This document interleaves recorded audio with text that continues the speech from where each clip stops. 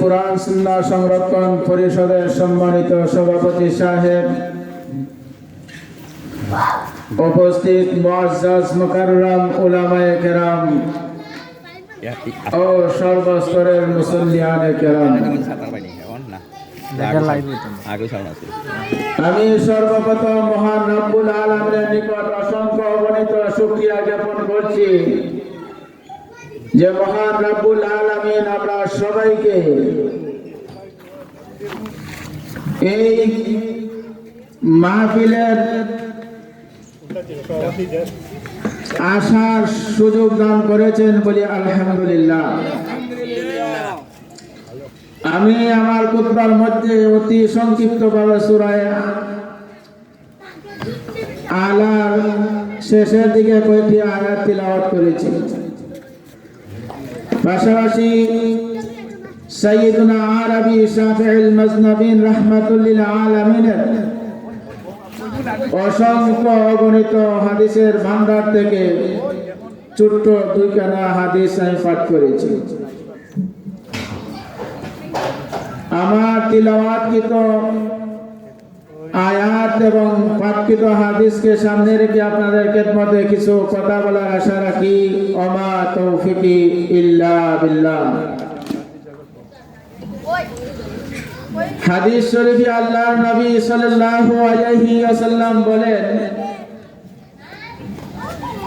আস-সালাতু ইমাদুদ্দিন ফামান আকামাহা ফাকাদ আকামাদ-দ্বীন ওয়া মান তারাকাহা ফাকাদ হাদামাদ-দ্বীন। হাদিস শরীফে আল্লাহর নবী সাল্লাল্লাহু আলাইহি ওয়াসাল্লাম বলেন, নিশ্চয় নামাজ হলো দ্বীনের স্তম্ভ বা খুঁটি। ফামান আকামাহা ফাকাদ আকামাদ-দ্বীন। আর যারা নামাজকে আদায় করলো, নামাজকে কায়েম করলো, সে যেন দ্বীনের খুঁটি বা তাম্বাকে খাড়া করলো। ওমান তারাকাহা। আর যে ব্যক্তি নামাজকে পরিহার করলো, পরিত্যাগ করলো, ফাকাদ হাদামাদ-দ্বীন, তথা সে যেন দ্বীনের স্তম্ভ বা খুঁটিকে ভেঙ্গে দিল। অন্য হাদিসে আল্লাহর নবী সাল্লাল্লাহু আলাইহি ওয়াসাল্লাম বলেন, হাসরের ময়দানে মানুষ, প্রত্যেকটা মানুষই তার জীবনে অসংখ্য অগণিত পাপরাশি হিসাব দিতে হবে, কিন্তু অসংখ্য অগণিত যে যত রকম গুনাহ করুক না কেন, সবগুলো গুনাহকে পাশনে রাইখা নামাজের হিসাব আল্লাহর দরবারে আগে দিতে হবে।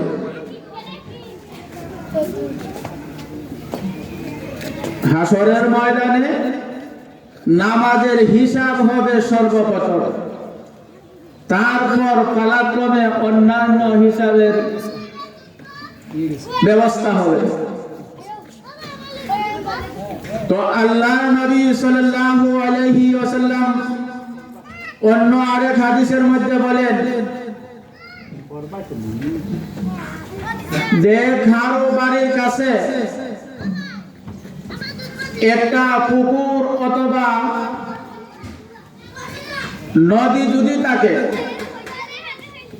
সাহাবায়ে কেরাম রাদিয়াল্লাহু তাআলা আনহুমদেরকে উদ্দেশ্য করে আল্লাহর নবী বলেন,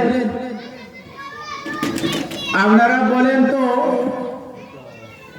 যদি কারো বাড়ির কাছে একটি পুকুর অথবা নদী থাকে, আর ওই নদীর মধ্যে যদি একটা মানুষ প্রতিদিন 5 বেলার নামাজ পড়ে, তাহলে তার গায়ে কি ময়লা থাকতে পারে? সাহাবায়ে কেরাম রাদিয়াল্লাহু তাআলা আনহুম উত্তর বলেন, ওগো আল্লাহর রাসূল, যে ব্যক্তি তার পুকুরে অথবা নদীতে 5 বেলা গোসল করে তার গায়ে কোনোদিন ময়লা থাকতে পারে না। তখন আল্লাহর নবী সাল্লাল্লাহু আলাইহি ওয়াসাল্লাম বলেন, ও আমার সাহাবায়ে কেরাম, তোমরা শুনে থাকো,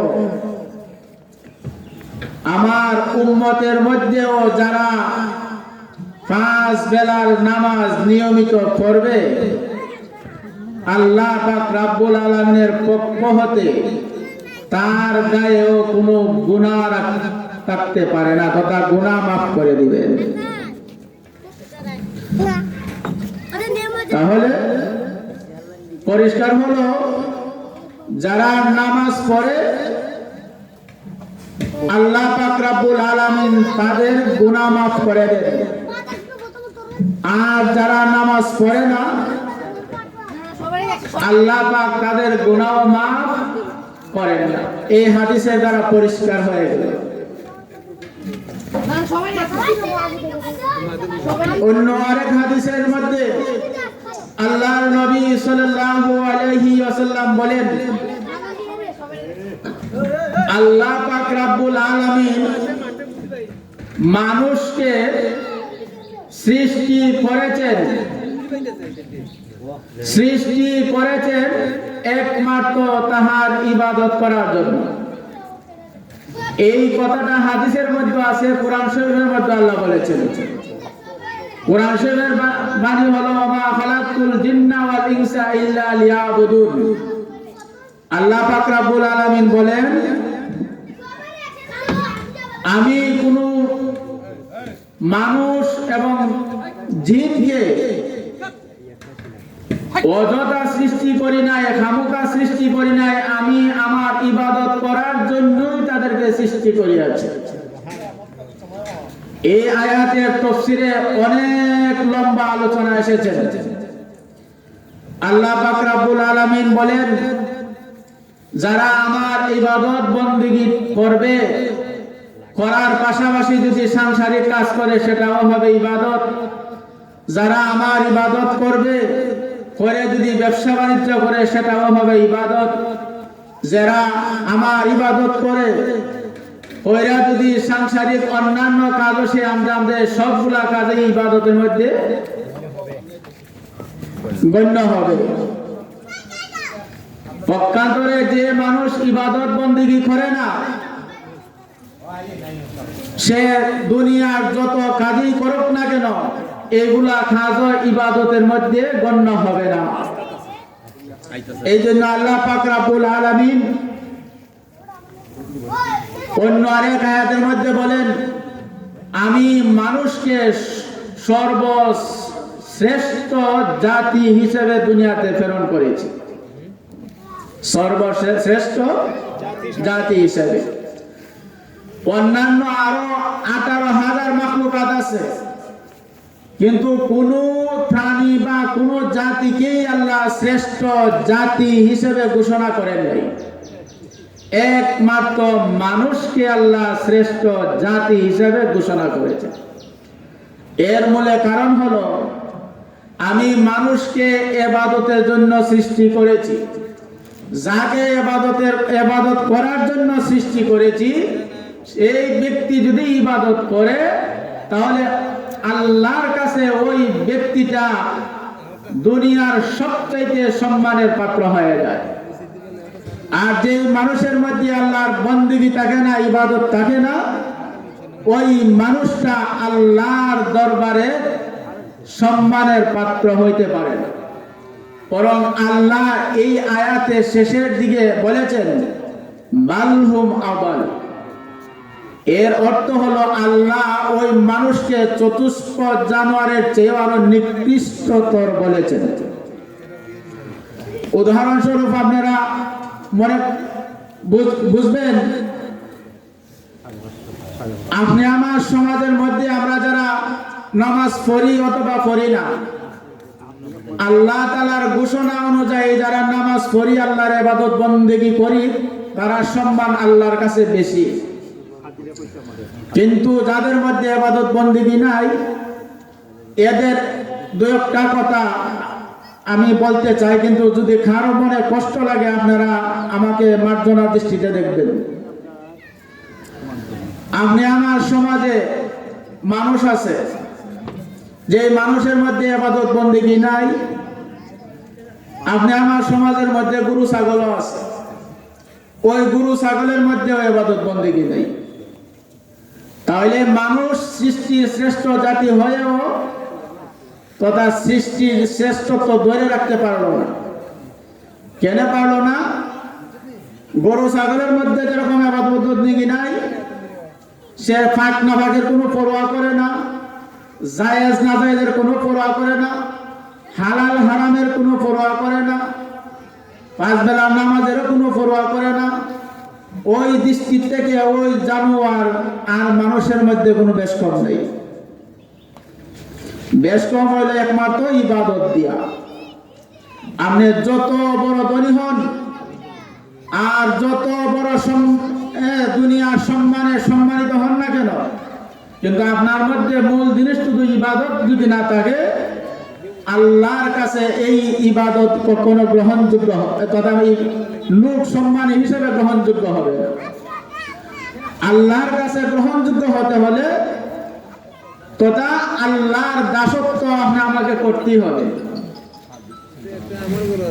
দাসত্ব যদি না করে তাহলে ওই মানুষটা আল্লাহর দরবারে কখনো সম্মানের পাত্র হতে পারে না। আরেকটা উদাহরণ, একটা হাদিস শরীফের মাধ্যমে আপনাদের খেদমতে একটা উদাহরণ দিয়া আমার বয়ান শেষ করে নেব। হাদিস শরীফে আল্লাহর নবী সাল্লাল্লাহু আলাইহি ওয়াসাল্লাম বলেন,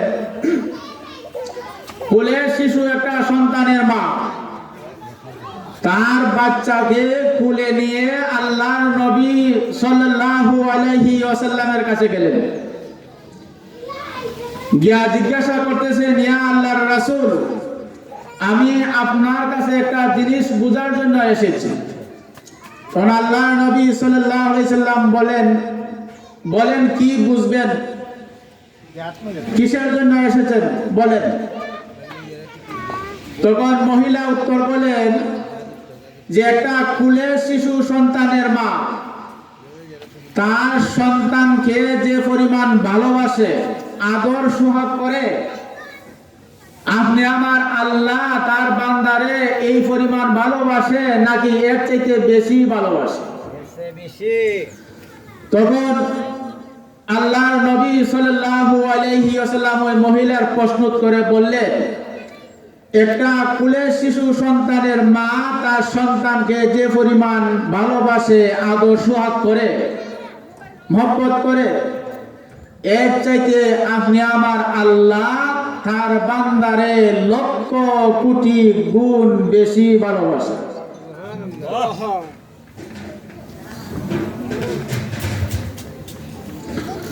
তখন ওই মহিলা এই নাসুরবান্দিয়া সাথে সাথে আল্লাহর নবীজি সাল্লাল্লাহু আলাইহি ওয়াসাল্লামকে আবার প্রশ্ন করে বসলেন, ওগো আল্লাহর নবী, আপনি যা বললেন আমি তা শুনছি, বুঝছি, তথাপিও আমার মনের মধ্যে একটা ঝগড়া লেগে আছে। আল্লাহর নবী বলেন, বলো কি ঝগড়া, কি খটকা? তখন মহিলা বললেন যে আমি আমার সমাজে একটা কুলে শিশুর যত রকম আপনার দুষ্টামি শয়তানি করুক, মাতা পিতার অবাধ্যতা করুক, কোনো মা তো আজও পর্যন্ত দেখলাম না যে কুলে সন্তানকে তথা মা বা বাবা নিজের হাতে আগুনে ফলাইতে। আপনারা দেখছো? পালায় না। কিন্তু আল্লাহ যে লক্ষ কোটি গুণ বেশি ভালোবাসে, কিন্তু আল্লাহ তো তার বান্দারে আবার নিজের হাতে আগুনে ফলাইব। যে লোকে মানে সামান্য ভালোবাসার কারণেও জাহান্নাম তথা আগুনে নিজের সন্তানকে ফেলাইতে পারে না মহব্বতের কারণে, আল্লাহ যে এত বেশি ভালোবাসে, আল্লাহ কিভাবে তার বান্দারে আগুনে ফেলাইব? এই কথা শোনার সাথে সাথে আল্লাহর নবী সাল্লাল্লাহু আলাইহি ওয়াসাল্লাম সাথে সাথে সেজদায় পড়ে গেলেন। সেজদায় অনেক কান যাবত কান্নাকাটি করার পর হাদিস শরীফে এসেছে যে আল্লাহর আরশ পর্যন্ত কম্পমান সৃষ্টি হচ্ছে। আল্লাহর পক্ষ হতে জিবরিল আমিনকে পাঠানো হইল যে জিবরিল এই মুহূর্তে আমার দুস্তের কাছে যাও, গিয়া অর্থাৎ আমার প্রিয় হাবিব সাল্লাল্লাহু আলাইহি সাল্লাম যা চান এই মুহূর্তে তার চাহিদা তুমি পুরা করে দিয়ে আসো।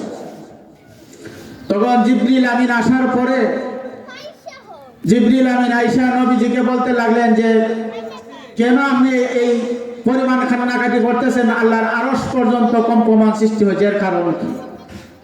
তখন ওই মহিলার প্রশ্নের বিবরণ দিয়া আল্লাহর নবী বললেন যে কুলে শিশু সন্তানের মা আল্লাহর চাইতে কম ভালোবাসে তার সন্তানকে, কিন্তু কোনো মা তো বা কোনো বাবা তো সন্তানকে আগুন ফালায় না, কিন্তু আল্লাহ যে এত বেশি মহব্বত করে আর ভালোবাসে তার বান্দারে, কিন্তু আগুন কিভাবে ফালাইব, ওই কথাটা আমার বুঝে আসছে না।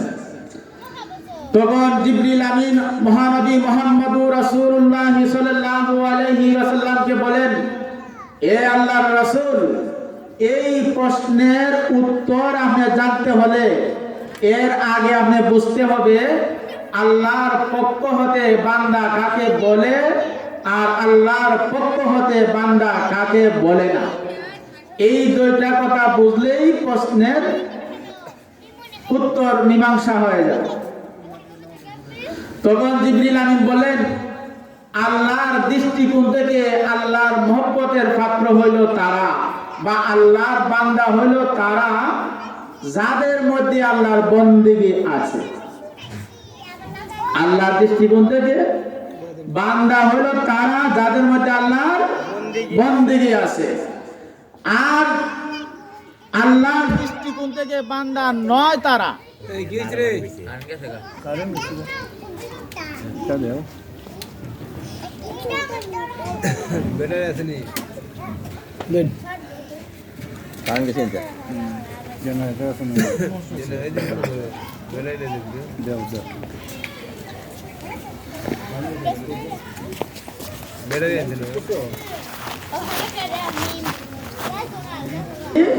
নাই তো এই কথা ঘটনার দ্বারা আমরা এই কথাই সুস্পষ্ট বুঝতে পারলাম যে আল্লাহ পাক রব্বুল আলামিনের ইবাদত বندگی যাদের মধ্যে আছে, আল্লাহ পাক তাদেরকে অত্যন্ত মায়া করেন এবং সম্মান করেন। এদেরকে আল্লাহ কখনো জাহান্নামের আগুন স্পর্শ করাইবেন না। আর যে সমস্ত বান্দাদের মধ্যে আল্লাহর বندگی নাই, ওরা আল্লাহর দৃষ্টিকোণ থেকে তারা আল্লাহর বান্দা হই না। আর যারা আল্লাহর বান্দা নয়, আল্লাহ এদেরকে জাহান্নামের আগুনে ফালাইতে আল্লাহ কোনো সংকোচতা বোধ করবেন না, কারণ আল্লাহর মায়া হবে না। তো আল্লাহ পাক রব্বুল আলামিন আমরা সবাইকে আল্লাহ তাআলার ইবাদত বندگی করে যেন পরকালে জান্নাতের বাসিন্দা হতে পারি, আল্লাহ পাক রব্বুল আলামিন আমরা সবাইকে সেই তৌফিক দান করুন। ওয়া আখিরি দাওয়ানা আনিল হামদুলিল্লাহি রাব্বিল আলামিন।